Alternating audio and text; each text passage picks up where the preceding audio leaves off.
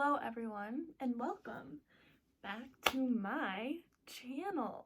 It has been a long time since I have made a video, probably like 2-3 months now. I've just been super busy with school and my whole life, I'm just like crazy busy, and I'm actually taking a dietary assessment class this semester and I have to do a research project on intermittent fasting, so I thought it would be perfect for me to make a video. I'm gonna give you the down low and all of the facts that I have found and researched so you can better understand it and figure out if you want to do intermittent fasting. So if you want to know the facts, keep watching. All right, let's put my smart people glasses on and let's get started. Okay, just kidding, we're not gonna wear these. We have a friend that joined us, my cat named Lily. So, intermittent fasting, what is it? Intermittent fasting is when there is a feeding window and a fasting window. So it's basically just time restricted eating. You can do this in 8 hours and 16 hours, or you could do alternate day fasting. But the most common one is when you eat from 12 p.m. to 8 p.m. and then fast all night and morning and then eat again at 12 p.m. the next day. But the studies that I have researched have shown pretty similar results with either alternate day fasting or 8-hour or to 10-hour fasting. So first things first, fat is directly involved in regulating metabolism. So when that process is disrupted by excess body fat, then your metabolism can get all kinds of messed up and it can lead to chronic inflammation, which then can lead to chronic illnesses and diseases, which is not very good and nobody really wants that to happen. So examples of that are like cardiovascular disease and hypertension and diabetes and all of that jazz. So that is why intermittent fasting has become so popular nowadays, because it can help aid in fat loss and decrease your risk for chronic diseases like that. So I kind of broke down intermittent fasting into 3 different sections. So the first section is the energy systems involved in intermittent fasting. So kind of how your body breaks different foods down and why it can help burn fat instead of carbohydrates, and basically how it just burns fat. Thus, number 2 is how it aids in fat and weight loss and what is the best way of losing weight on this diet and all things that fit into weight loss. Number 3 is how intermittent fasting can decrease your risk for chronic diseases and illnesses.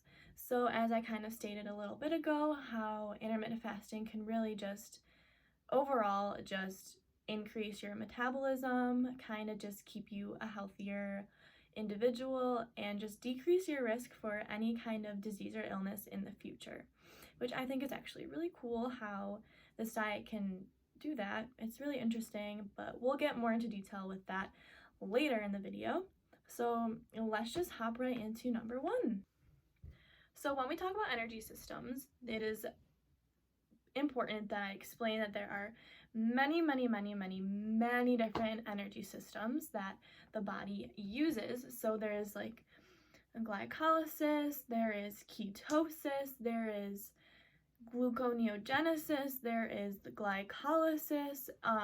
There's just a lot of different ways that the body breaks down nutrients into energy, and it actually can get very confusing. But the 2 that I'm going to be talking about today are glycolysis and lipolysis, and these are the 2 that are very involved in the intermittent fasting diet, so that is why I'm going to be focusing on those for now. So carbohydrates are the human body's main source of energy. So carbohydrates are what we eat and where we get most of our energy from. So the human body breaks down carbohydrates into glucose, and the glucose is in the bloodstream. And then the pancreas secretes insulin, and insulin goes into the bloodstream and allows the glucose to be absorbed into the body. So that glucose can either be used directly as energy in that moment. So say you're working out and you have glucose in your bloodstream, your body is going to go directly to those glucose molecules and use that for energy, or it will get stored as glycogen for later when you do not have any glucose present and your body needs energy. Or if your glycogen stores are full and you are not needing energy right away, it will get stored directly as fat. That process that I just explained right there is what glycolysis is. So glycolysis is the breakdown of carbohydrates into glucose, which is then absorbed into the body for energy or storage. So the second energy system I'm going to be talking about is called lipolysis. Lipolysis is the breakdown of stored fat tissue into energy. So when there is no glucose present in the bloodstream, your body will use your fat stores as energy, and that is what lipolysis is. When you are intermittent fasting, there is a time window where you are allowed to eat. So as you are eating, you're consuming carbohydrates, unless you're doing some other diet along with this. But for the most part, you're eating carbohydrates, so your body is using those glucose molecules as energy, or it is storing it for energy later. Then, when you are fasting, your body doesn't have any carbohydrates present because you aren't consuming them. So your body goes into your glycogen stores, which is the carbohydrate stores, and uses those glucose molecules up. Then, when your body no longer has any glucose present, it will go into your fat stores, which is when lipolysis happens. So, when you eat, you are going through glycolysis. When you're fasting, you are going through lipolysis. And lipolysis is when that burning of fat happens, which is what can lead to weight loss. So, the goal is to keep your insulin levels low enough for long enough to ensure that lipolysis is happening when you are fasting. All right, next we are going into number 2, which is how intermittent fasting can help aid in weight loss and fat loss, which I kind of briefly just talked about a little bit. So now that we are familiar with the energy systems of the body when it's going through intermittent fasting, I'm going to explain to you some of the research I've done on intermittent fasting. So I'm going to kind of explain some of the studies that have shown how it's proved to either aid in weight loss or not aid in weight loss. The first study that I came upon is a study that was done on 3 groups of mice. So the first group was just like the control group. So they ate as much food as they wanted whenever they wanted. The second group was allowed to eat as much as they wanted, but they only had a time window to eat. So they were given 24 hours to eat as much as they wanted, and then they would fast for 24 hours. So this was the intermittent fasting group. Then there was a third group that was limited daily feeding. They could eat at whatever time they wanted, but they were given 40% less food than the other 2 groups. So the first group was they could eat whatever they wanted, however much they wanted, whenever. The second group was intermittent fasting, eating whatever they wanted, but only for 24 hours, and then for the next 24 hours they couldn't eat anything. And then the third group was limited daily feeding, so they could eat whenever they wanted, but they were only given 60% of what these other 2 groups ate. So at the end of the study, the results showed that the third group, who had the limited daily feeding, had a significant weight loss, which is obvious because they were only eating 60% of what the other 2 groups ate, which is obviously going to make them lose weight.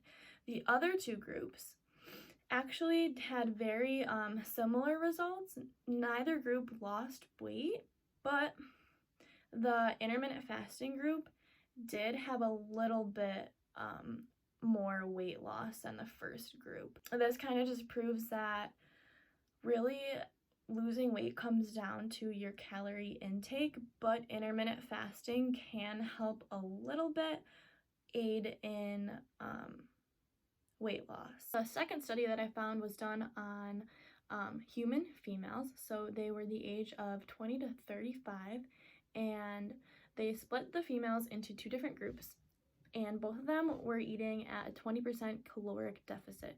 So they were eating 20% less than they usually do, so that way they can lose weight.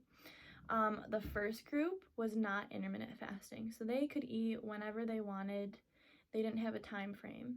The second group was intermittent fasting. They ate 12 to 8 during the day and then fasted for the rest of the time.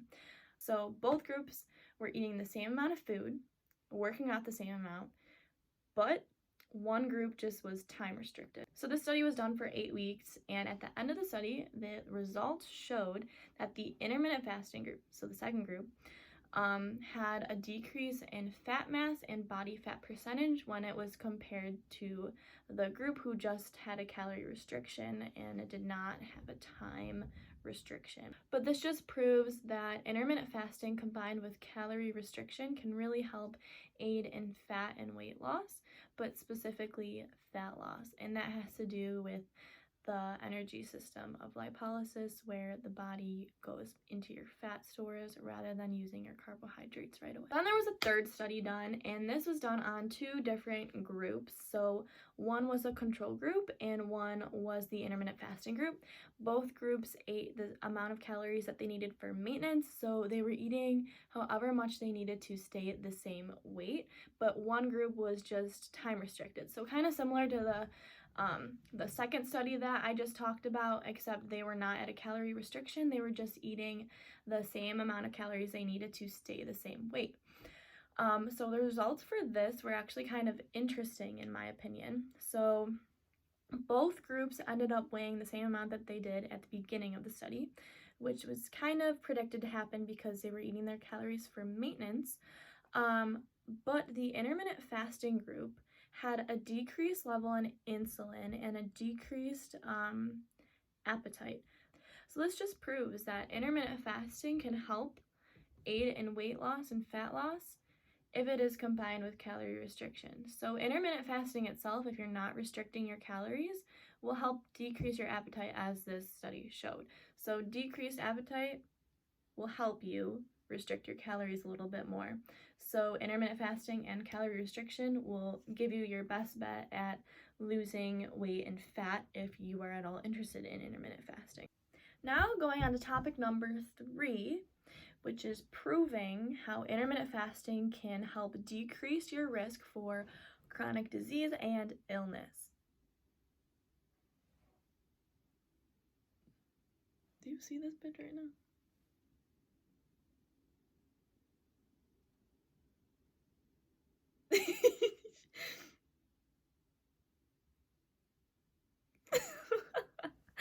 Okay, anyways, getting back to business.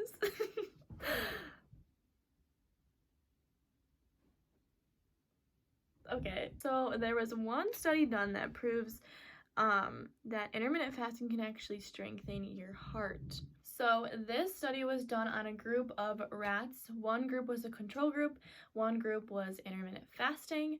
So at the end of the study, they induced myocardial infarction, which is inducing a heart attack. And they induced the heart attack after 3 months of them intermittent fasting or not intermittent fasting.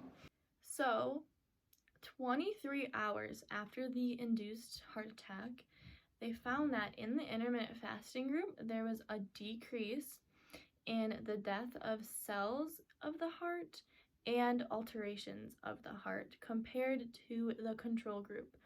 So this just proves that intermittent fasting helps decrease the damage done to your heart in a heart attack and just like strengthens your myocardial cells. So intermittent fasting actually induces ischemic preconditioning that helps protect the myocardial cells from ischemic damage. So to put that into normal people words, because that is actually a really confusing sentence, ischemic just means blood restriction.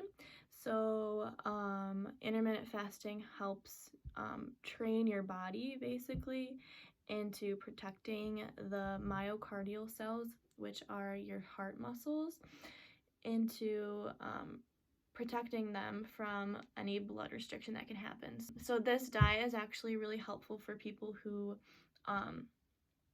are more likely to get seizures or strokes or have heart damage or have a higher risk for any kind of heart disease, because it kind of just helps condition your body into that kind of a state.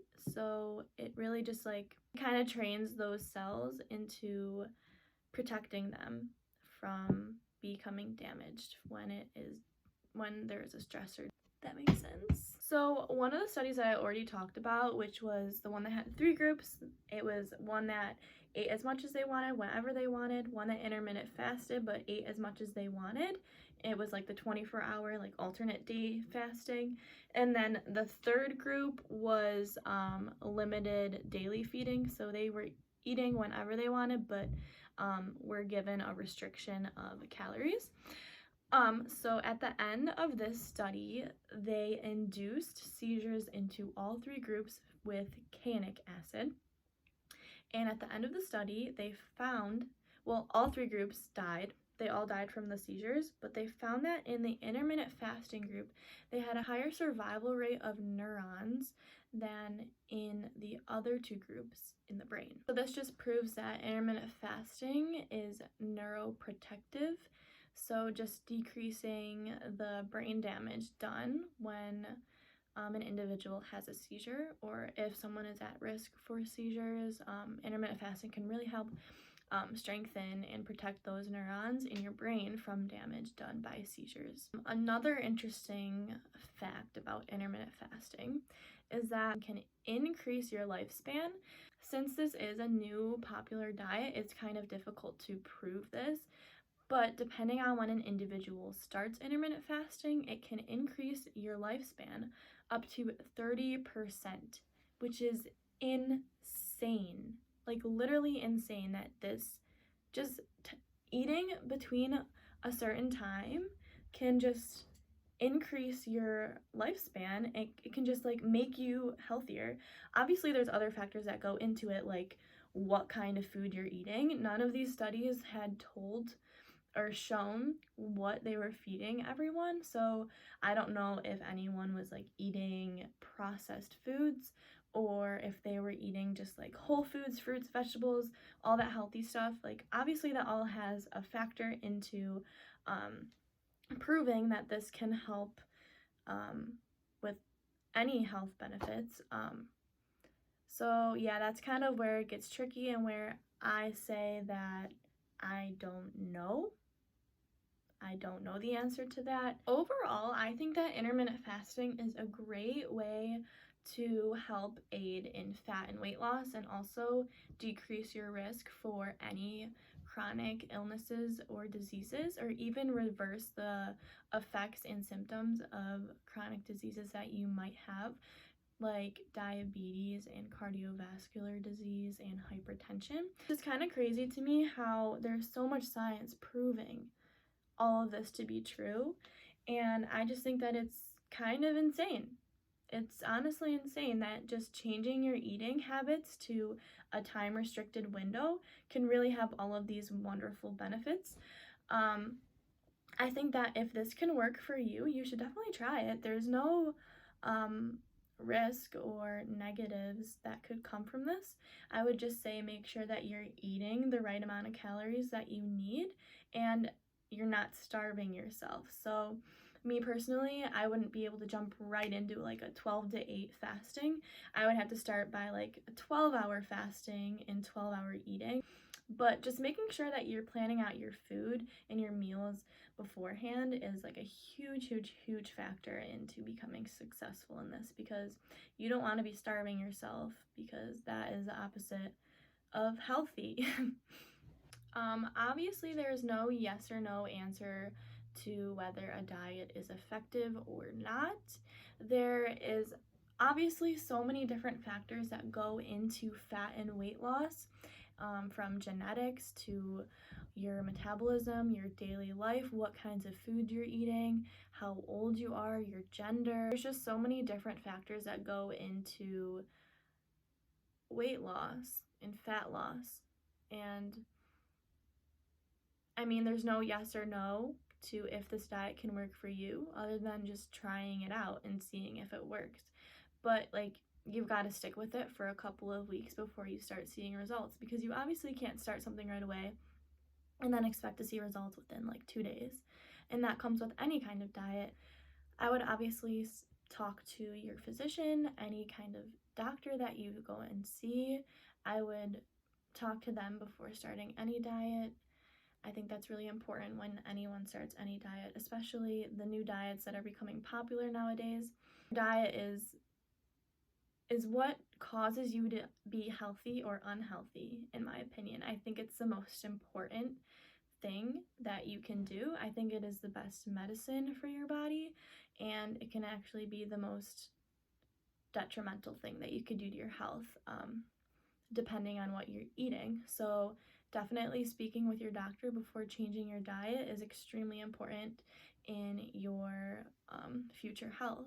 Overall, I think intermittent fasting can be very successful in just becoming a healthier individual or aiding in weight and fat loss. So that is just my opinion on the conclusions of intermittent fasting. I think that now I have a really good grasp on intermittent fasting, that I can help anyone or guide anyone in their decision to start this. So if you're actually interested in intermittent fasting and you want more information than this video gave you, you can definitely hit me up. You can comment on this video, or if you know me personally, which you probably do, you can text me, email me, call me, DM me on social media, do whatever you want. I'm happy to answer all and almost any questions. Yeah, so thank you for watching this video, and I really hope that it kind of informed you and gave you a better grasp on what intermittent fasting really is and how it works. Yeah, if I didn't make anything clear enough for you, definitely don't hesitate to reach out, because I'm kind of bad at explaining things sometimes. Yeah, so give this video a thumbs up and hit the subscribe button, and I hope you all enjoyed this video and really just learn something new. So thank you for watching.